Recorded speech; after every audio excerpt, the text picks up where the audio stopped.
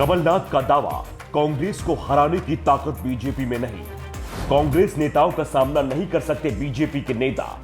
कांग्रेस के सामने बीजेपी कमजोर, फिर भी कांग्रेस को क्यों है हार का डर? कांग्रेस को बीजेपी से नहीं लगता डर।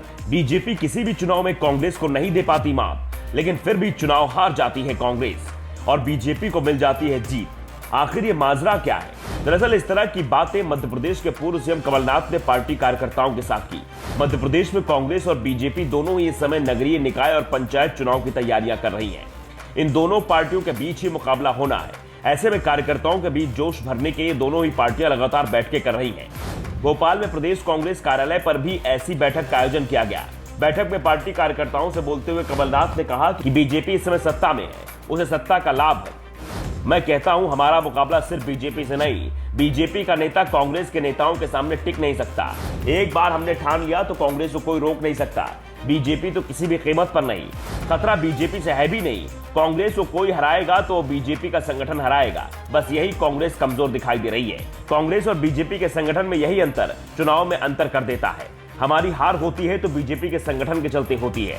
कमलनाथ ने कहा कि पंचायत और नगर निकाय के चुनाव हैं।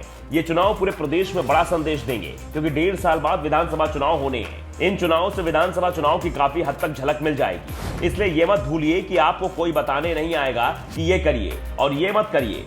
यही कांग्रेस की कमी है। कांग्रेस का कार्यकर्ता घर पर बैठा रहता है। इस इंतजार में कोई आएगा और बोलेगा तभी हम पार्टी के काम में जुटेंगे, उम्मीदवार के पक्ष में प्रचार करने निकलेंगे। लेकिन बीजेपी में ये नहीं होता।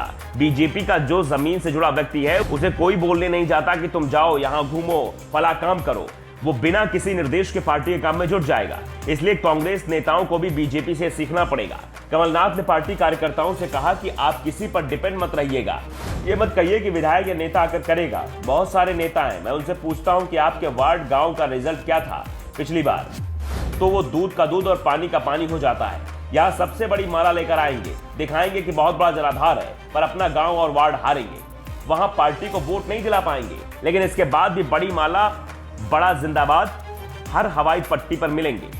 ये बात हमें पहचाननी है। मुझे इस बात का अब बहुत अनुभव हो गया है। पार्टी के बड़े नेताओं पर तंज कसते हुए कमलनाथ ने कहा कि दिल्ली मुंबई में बड़े बड़े लेखक हैं जो कभी गांव नहीं गए। उन्होंने गांव अपने प्लेन की खिड़की से देखा है। क्या ये हमें पाठ पढ़ाएंगे? मैं तो दिल्ली वालों को भी ये बात बताता हूँ। मैं तो दिल्ली वालों को भी ये बात कहता हूँ कि आप तो सब अनपढ़ हैं, क्योंकि आपकी सोच आपने तो अपने वार्ड, मोहल्ले, कॉलोनी में बताइए क्या रिजल्ट आता है। जब आप नहीं दे पाएंगे, ये सच्चाई आप सबके सामने है। कमलनाथ करीब 80 साल के हो गए हैं, वो लड़ने की बात कर रहे हैं, लेकिन उसी मन से दिग्विजय सिंह ने कमलनाथ पर भी तंज कस दिया।